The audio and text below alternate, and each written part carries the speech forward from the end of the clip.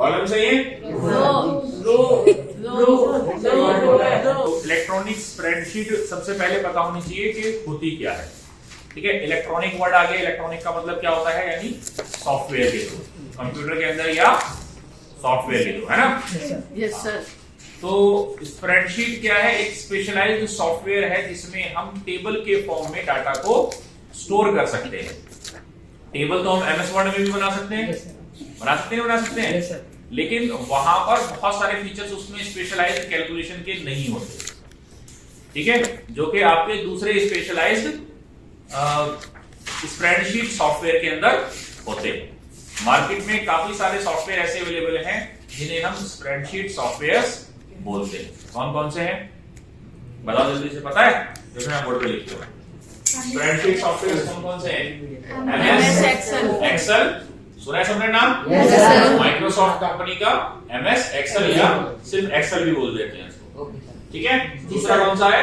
Google sheet. Google sheet Google company का है, ये ऑनलाइन है। ठीक है, अगर आपके कंप्यूटर में कुछ भी सॉफ्टवेयर इंस्टॉल नहीं है तो आप गूगल शीट ऑनलाइन जाकर भी लॉगिन करके अपने किसी भी जीमेल अकाउंट से यूज कर सकते हैं। ठीक है, ऐसा ही है ना।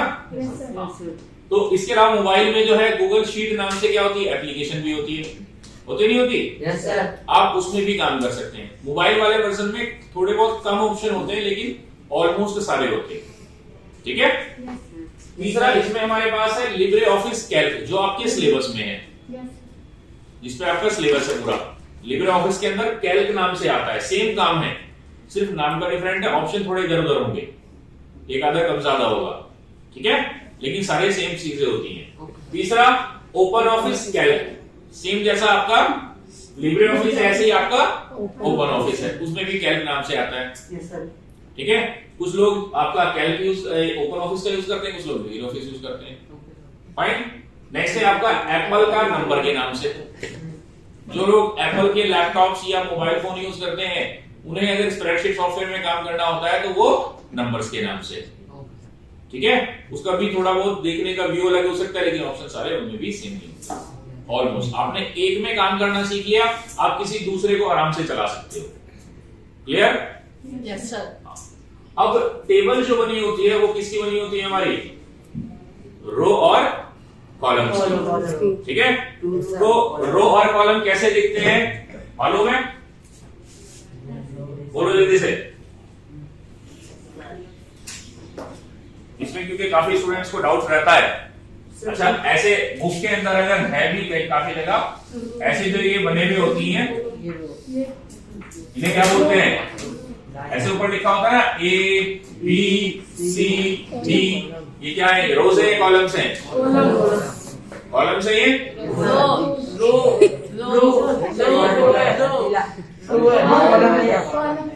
ये आपके कॉलम्स हैं। क्या है ये? कॉलम्स। ये पहला कॉलम, दूसरा कॉलम, तीसरा एंड चौथा। ठीक है, कैसे याद रखोगे ये कॉलम है? क्योंकि भूल जाते हैं हम लोग। कोई तरीका है? जो वर्टिकल होते हैं ये भी भूल जाओगे, है? स्तंभ सुना है? स्तंभ, पिलर, है ना?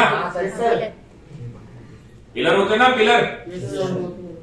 जैसे जब घर बनता है तो उसमें चारों तरफ पिलर लगाए जाते हैं, है ना? उन्हें पिलर या स्तंभ कहते हैं, या उन्हें कॉलम भी कहते हैं। अगर कभी सुना हो तो कि भाई ये यहाँ पर इसमें 4 कॉलम या 4 पिलर आएंगे, है ना? तो उससे याद रखना कि जो इस तरीके से खड़े होते हैं वो क्या होते हैं? कॉलम्स। ऐसे ही है ना ये भी? तो ये हमारे पास क्या है? कॉलम्स। और जो आपके इस तरीके से आती हैं,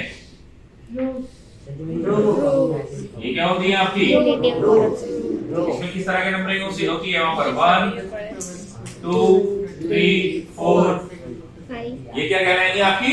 रोज। क्या कहलाएंगी? रोज। रो या रोज, एक है तो रो, एक कई सारी है तो रोज। ये आपके कॉलम्स और ये आपके, तो ये जो आपकी हॉरिजॉन्टल है, हॉरिजॉन्टल है या वर्टिकल है? वर्टिकल है ना। तो जो ये वर्टिकली खड़ी है आपकी, ये क्या है आपकी कॉलम्स, और जो आपकी हॉरिजॉन्टली लेटी हुई है रोज। याद रहेगा, भूल जाएंगे? चलो देखते हैं कब तक याद रहता है। अब इन दोनों के कॉम्बिनेशन से, रोज और कॉलम्स के कॉम्बिनेशन से क्या बनता है? जब इन रो और कॉलम को मिला लेते हैं टेबल बनेगा।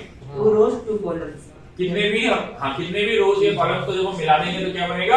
टेबल, जैसे यहाँ बनाया हुआ है ना।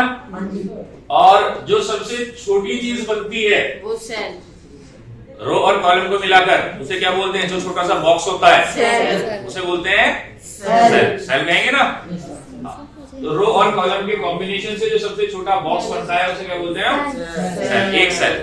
और हर सेल का एक नेम होता है जो उसके रो और कॉलम के कॉम्बिनेशन से बना होता है ना। जैसे देखो यहाँ पर सबसे आपका जो पहला रो और कॉलम के बीच में जो है बॉक्स बनेगा सबसे पहला, उसका नाम क्या रखा जाएगा? A1। उसे नेक्स्ट वाले का क्या रखेंगे? B1। C1 क्यों? क्योंकि यहाँ पर क्या है? C कॉलम का नाम है और रो 1 है। ऐसे D1, E1 and so on.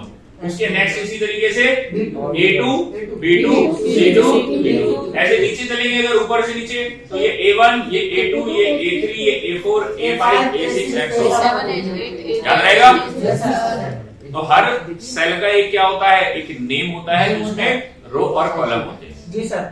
Fine, ठीक है। अब हम इसमें जो दूसरी चीज याद रखनी है, जैसे हम MS वर्ड में जब काम करते हैं, किसी भी डॉक्यूमेंटेशन वाले सॉफ्टवेयर में काम करते हैं, तो जो उसकी एक फाइल होती है उसको हम बोलते हैं डॉक्यूमेंट। क्या बोलते हैं? डॉक्यूमेंट। और अगर हम किसी स्प्रेडशीट सॉफ्टवेयर में काम कर रहे हैं तो उसकी जो वो सिंगल वाली जो आपकी जो शीट होती है, तो शीट बोल देते हैं। क्या बोलते हैं? शीट। उसको शीट कहेंगे या कहेंगे वर्कशीट? क्या बोलेंगे? वर्कशीट। हाँ, या तो शीट बोल देंगे या क्या कहेंगे? वर्कशीट। दोनों में से कुछ ही बोल सकते हैं, सेम मतलब होता है। उसके अंदर हम चाहें तो एक शीट में एक टेबल बनाएं, या ऑप्शन होता है तो रोक नहीं सकता हमें कि हम दो अलग अलग टेबल बनाना चाहें तो बना सकते हैं। वो हमारे ऊपर है, हम कैसे बनाएंगे। ठीक है। और जो हम जब फाइल को सेव करते हैं, तो जो फाइल सेव होती है उसको बोलते हैं वर्कबुक। क्या कहेंगे? वर्कबुक। देखो यहाँ पे लिखा हुआ है वर्कबुक, है ना? वर्कबुक लिखा है ना। हाँ, तो वर्कबुक क्या होता है? पूरी एक फाइल होती है। एक्सेल में चाहे सेव करें या कैल्क में सेव करें, किसी ना किसी नाम से सेव करेंगे, नहीं करेंगे? Yes sir. हाँ, तो जिस भी नाम से जब उसको सेव कर दिया, वो फाइल सेव हो गई, तो वो हमारी एक वर्कबुक हो गई। एक वर्कबुक में कम से कम एक वर्कशीट तो होगी ही होगी, है ना। अब हमारी मर्जी है, हमारी जरूरत के ऊपर डिपेंड करता है। उसमें हम एक और वर्कशीट भी ले सकते हैं, दूसरी 3 भी हो सकती है, 4 भी हो सकती है, 5 भी हो सकती है ना। एक क्वेश्चन कई बार पूछ लेते हैं कि आप किसी भी स्प्रेडशीट सॉफ्टवेयर का नाम लेके कि इसमें बाय डिफॉल्ट कितनी वर्कशीट आती है। जैसे MS एक्सेल जब आप ओपन करते हैं, एक्सेल के अंदर by default sheet 1, sheet 2, sheet 3, 3 sheet पहले से ही होती है। Yes sir. है ना। और यूजुअली कैल्क के अंदर जो है आपकी एक ही शीट होती है। जब आप एक नई फाइल ओपन करते हैं कैल्क को फर्स्ट टाइम, तो बाय डिफॉल्ट उसमें सिंगल शीट आ रही होती है। वहां पर नीचे की तरफ शीट टैब्स बने होते हैं, जहां शीट होती है ना, उसके नीचे की तरफ ऐसे रेक्टेंगुलर छोटे छोटे बॉक्स बने होते हैं जिसमें शीट 1, शीट 2, शीट 3 लिखा होता है। वहां पर हमारे पास एक्सेल में तो ऑप्शन आता है, साइड में ये प्लस बना हुआ होता है साइन, उस प्लस पर क्लिक करेंगे तो नई शीट बन जाती है। ठीक है, जो बिल्कुल ब्लैंक होती है फर्स्ट टाइम। और कैल्क में अगर हम काम कर रहे हैं तो वहां पर हमारे पास ऑप्शन होता है कि हम राइट क्लिक करें किसी भी शीट टैब पर, और राइट क्लिक करेंगे तो ऑप्शन एक छोटा सा मेन्यू खुलेगा, उसमें न्यू टैब न्यू शीट का ऑप्शन होता है, उस पर क्लिक करेंगे तो नई शीट इंसर्ट हो जाती है। ठीक है। इसके अलावा कैल्क वाले सॉफ्टवेयर में नहीं ऑप्शन होता है, एक शीट नाम से मेन्यू होता है अलग से। उस शीट मेन्यू में जाएंगे, न्यू शीट पे क्लिक करेंगे तो भी एक न्यू शीट ऐड हो जाएगी। न्यू शीट ऐड करने के अलग अलग तरीके हो सकते हैं। एक शॉर्टकट की होती है कंट्रोल N। सुना है? Yes sir. यूज करिए कंट्रोल N। नहीं करी? पता है इसलिए यूज होती है control N। N is for new file के लिए। ये शॉर्टकट की ज्यादातर सभी सॉफ्टवेयर में काम करती है। MS वर्ड में काम कर रहे हो तो वहां पर नया डॉक्यूमेंट ऐड हो जाता है। ठीक है। अगर आप लिब्रे ऑफिस राइटर में काम कर रहे हैं, जो आपने पहले टर्म में किया था, तो उसका भी नया डॉक्यूमेंट ऐड हो जाता है कंट्रोल एन से। लेकिन यहां पर अगर आप करोगे तो शीट नहीं ऐड होगी, नहीं बेटा, कंट्रोल एन से नई वर्कबुक क्रिएट हो जाएगी, वर्कबुक, समझ गए? एक नई वर्कबुक ऐड हो जाएगी, ठीक है, जिसे आप अलग नाम से सेव करेंगे। हम शीट को भी नाम दे सकते हैं अलग अलग, और वर्कबुक को भी नाम दे सकते हैं। क्लियर हो गया? पक्का? यहां तक किसी को कोई डाउट? अब इसके बाद बेटा बात आती है इंटरफेस की, जो कि देखने में सभी का एक जैसा होता है, थोड़ा थोड़ा कुछ चीजें कॉमन होती है, कुछ डिफरेंट होती है। थोड़ा बनाना तो मेरे लिए शायद मुश्किल होगा, फिर भी कोशिश करके देखते हैं। फाइन। जब हम कैल्क को या एमएस ऑफिस को ओपन करते हैं तो कुछ चीजें कॉमन आती हैं। क्या है? उसकी विंडो में कुछ चीजें कॉमन इस तरह की विंडो होती है ज्यादातर। उसमें सबसे ऊपर जो होता है, सबसे ऊपर की तरफ जिसमें डॉक्यूमेंट का नाम लिखा होता है, ज्यादातर उसमें लिखा होता है अनटाइटल्ड, अनटाइटल्ड, और फिर सिर्फ उसका नाम होता है लिब्रे ऑफिस। ठीक है? और यहाँ पर एक क्लोज का बटन बना होता है, एक मैक्सिमाइज का और एक मिनिमाइज का। देखा है? इसको क्या बोलते हैं? क्या बोलेंगे इसको? Title bar. क्या कहेंगे? Title bar. जिसमें ऊपर टाइटल आ रहा होता है। जब हम अपनी वर्कबुक को सेव कर देंगे तो यह अनटाइटल्ड की जगह उस वर्कबुक का नाम आ जाएगा। ठीक है? अगर हमने इसमें क्लास 9 के मार्कशीट सेव की है तो उसको क्लास 9 से सेव करेंगे, तो यह अनटाइटल्ड की जगह क्या आ जाएगा? क्लास 9 आ जाएगा। क्लास 9 जिस भी नाम से सेव करेंगे वो नाम यहाँ आ जाएगा। क्लियर है ये चीज को? सबसे बॉटम में हमारे पास क्या होता है, पता है किसी को? सबसे बॉटम में होती है बेटा हमारे पास स्टेटस बार। क्या होती है? Status bar. स्टेटस बार में काफी सारे ऑप्शंस होते हैं। जैसे यहाँ राइट साइड में आपके पास जूम का ऑप्शन होता है। यहाँ पर एक ऐसे लाइन सी बनी होती है जिसमें एक तरफ आप ड्रैग करने पर उसको जूम आउट करेंगे, एक बार जूम इन करेंगे। ठीक है? अपनी जो स्प्रेडशीट है उसको जूम इन जूम आउट करने के लिए। फाइन। इसके अलावा एक स्टेटस ये बताता है कि आप अभी किस शीट में हो, किस सेल में हो। ठीक है? आपने जो सिलेक्शन किया हुआ है उसमें कितने सेल हैं। आपने कोई पूरा एक कॉलम सेलेक्ट किया है तो उस कॉलम में फिलहाल कितने सेल्स हैं वो ये बताता है। एक रेंज सेलेक्ट किया है तो वो रेंज बताएगा। ठीक है? रेंज से याद आया, जैसे हम सेल को नेम दे सकते हैं ऐसे ही रेंज को भी नेम दिया जाता है। रेंज का मतलब क्या है? एक से ज्यादा सेल। ठीक है?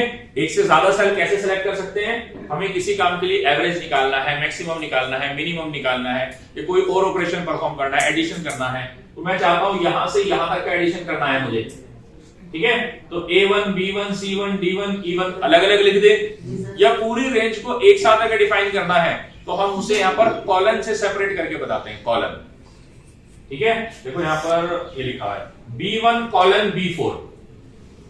B1 कॉलन है, इसको कॉलन बोलते हैं, पता है ना? कॉलन दो जो पॉइंट बने हुए होते हैं, दो डॉट, हाँ, ऊपर नीचे। तो B1 कॉलन B4। इसका मतलब क्या है? B1 से लेकर B4 यानी यहां तक हम रेफर कर रहे हैं, ये पूरा कॉलम 4 सेल। ठीक है?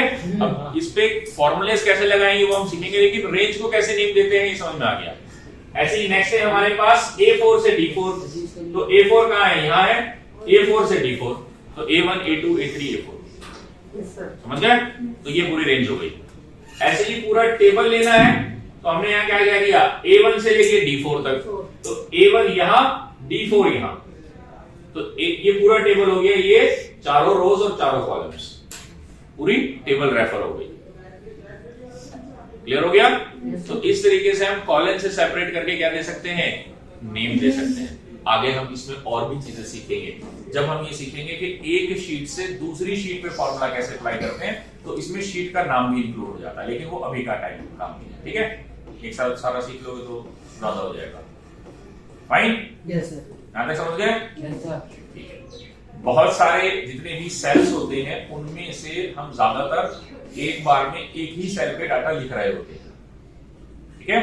जिस सेल पे हम काम कर रहे हैं उसको बोलते हैं एक्टिव सेल। क्या बोलते हैं? Active cell. ठीक है, जिसके अंदर हम टाइपिंग कर रहे हैं। फाइन, अगर किसी सेल में पहले से कुछ लिखा हुआ है और आपको उसे एडिट करना है, ठीक है, यहां पर सबसे ज्यादा मिस्टेक ये होती है, आपने किसी सेल के अंदर कुछ भी डाटा लिख दिया, कोई लंबा सा सेंटेंस लिख दिया, कोई वर्ड लिख दिया, अब आप उसको एडिट करना चाहते हैं, तो जैसे आप उस पर लेकर जाएंगे अपना माउस पॉइंटर, सेलेक्ट करेंगे उसको और दोबारा से उस पर लिखना शुरू करेंगे तो पुराना सारा डिलीट हो जाएगा। Yes sir. ठीक है, शुरू से लिखना पड़ेगा। लेकिन अगर आप चाहते हैं कि उसी के अंदर थोड़ा बहुत चेंजेस करना, तो उसके दो तरीके हैं। एक तो ये कि आप उस पर डबल क्लिक करेंगे तो आपका इंसर्शन पॉइंट उसके अंदर चला जाएगा, फिर आप बैक स्पेस से जितना काटना चाहते हैं उतना डिलीट करके फिर उसमें चेंजेस करके नया लिख सकते हैं। ठीक है, समझ गए? लेकिन उसके लिए डबल क्लिक करके इंसर्शन पॉइंट उसके अंदर ले जाना पड़ेगा, तभी आप काम कर पाएंगे। या इसकी शॉर्टकट की होती है F2 की। किसी भी सेल पर क्लिक करेंगे और माउस से कीबोर्ड से F2 प्रेस करेंगे तो वो एडिट मोड में चला जाता है। याद रहेगा?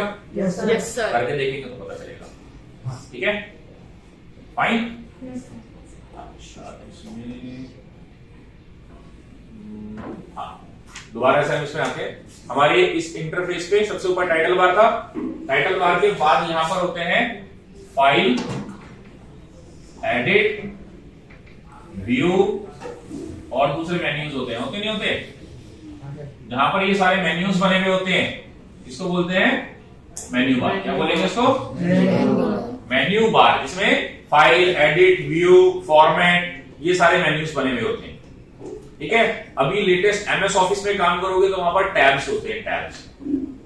ठीक है, वो लंबे से ड्रॉप डाउन वाले खुलने के बजाय छोटे छोटे टैब्स खुल जाते हैं। अगर कोई एमएस ऑफिस में काम करता है तो उसको पता होगा। अदरवाइज मेन्यूज खुलते हैं। फाइल पे क्लिक करोगे लंबा सा फाइल वाला मेन्यू खुलेगा, एडिट पे क्लिक करोगे एडिट मेन्यू खुलेगा। ठीक है, उसमें बहुत सारे ऑप्शंस होते हैं जो हमें आगे ट्राई करने हैं, सीखने हैं। क्लियर? इसके बाद इसमें यहां पर एक टूल बार होती है, टूल बार इसके नीचे, जिसमें बहुत सारे ऑप्शंस होते हैं, आइकन्स बने हुए होते हैं खाली। ठीक है, इस पहली वाली टूल बार का नाम होता है standard tool bar. Standard tool bar. इसके अंदर जो नॉर्मल स्टैंडर्ड ऑप्शंस हैं वो होते हैं, फाइल ओपन करने का, क्लोज करने का, सेव करने का, प्रिंट करने का, कट कॉपी पेस्ट करने का, ये सारे। ठीक है, जो मेन ऑप्शंस हैं। ठीक, दूसरा, उसके नीचे एक और टूल बार होती है जिसमें आपके फॉर्मेटिंग से रिलेटेड ऑप्शंस होते हैं। उसमें भी बहुत सारे आइकन्स मिलेंगे आपको।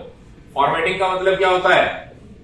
आपके फॉन्ट कौन सा लेना है आपको, ठीक है, फॉन्ट का साइज क्या होना चाहिए, टेक्स्ट की अलाइनमेंट क्या रहेगी, कलर क्या रहेगा, करेंसी सिंबल क्या रहेगा, ये सब इसकी ऑप्शन किसमें होते हैं आपके? फॉर्मेट में। इसमें फॉर्मेट टूल बार। ठीक है, फॉर्मेट टूल बार। तो ये दूसरे वाली कौन सी होती है? Format tool bar. इसके अलावा भी बहुत सारी टूल बार्स होती हैं, बहुत सारी टूल बार्स होती हैं, अलग अलग ऑप्शंस पे आती हैं। ठीक है, तो अगर कोई ऑप्शन पे नहीं आ रही और आपको वो लानी है तो उसके लिए ऑप्शन होता है व्यू। मेन्यू के अंदर टूल बार्स में जाएंगे तो बहुत सारी लिस्ट आ जाती है, जिस पर भी क्लिक करोगे वही टूल बार अपीयर हो जाएगी। वहां चेक लगा हुआ होता है, जो आ रही है और जो नहीं आ रही है उनके आगे चेक नहीं लगा होता है। ठीक है, टिक का साइन होता है। क्लियर है? उसके नीचे यहां पर एक और फॉर्मूला बार होती है बेटा, उसके आगे शायद ऐसे एफएक्स करके लिखा होता है। एक यहां पर बॉक्स होता है जिसे हम नेम बॉक्स बोलते हैं। नेम बॉक्स, किस सेल को हमने सेलेक्ट किया है उस सेल का नाम यहाँ नेम बॉक्स में आता है, अपने आप आ जाएगा। जिस भी सेल पर आप क्लिक करोगे उस सेल का क्या नाम है वो नाम यहाँ लिखा हुआ आता है, तो इसे नेम बॉक्स बोलते हैं। इसके आगे ये होता है फॉर्मूला बार। इस फॉर्मूला बार में नॉर्मली जिस सेल को सेलेक्ट करोगे उसमें आपने क्या लिखा है वो आता है, लेकिन अगर आपने उसमें फॉर्मूला लगा के एंटर कर दिया किसी सेल के अंदर, ठीक है, तो उसमें आपको फॉर्मूला सॉल्व होके वैल्यू नजर आएगी सेल में, लेकिन सेलेक्ट करने पर फॉर्मूला क्या लगा है वो कहां नजर आएगा? Formula bar. ठीक है, फॉर्मूला यहां देख सकते हैं हमने किसमें क्या लगाया, कैसे लगाना है वो सीखेंगे हम। फाइन, उसके नीचे ये वाला जो एरिया होता है यहाँ पर आपके पास शीट के नाम लिखे हुए होते हैं, उसके कॉलम के, उसके रोज के, ठीक है, और बहुत सारी चीजें होती हैं। यहाँ पर आपकी एक स्क्रॉल बार होती है जिससे आप स्क्रॉल अप एंड डाउन कर सकते हैं, होती नहीं होती? और एक नीचे भी आती है कई बार, यहाँ पर एक स्क्रॉल बार होती है और इधर की तरफ आपके क्या होते हैं, शीट टैब्स होती है। फाइन, एक आधा ऑप्शन और कम ज्यादा हो सकता है, वो हम जब सिस्टम पे करेंगे तब देंगे। यहाँ तक कोई क्वेश्चन, कोई डाउट? बड़े अच्छे बच्चे हो, थैंक यू कोई डाउट नहीं है? सर। ज्यादा पढ़ लिया फिर आज की डेट में।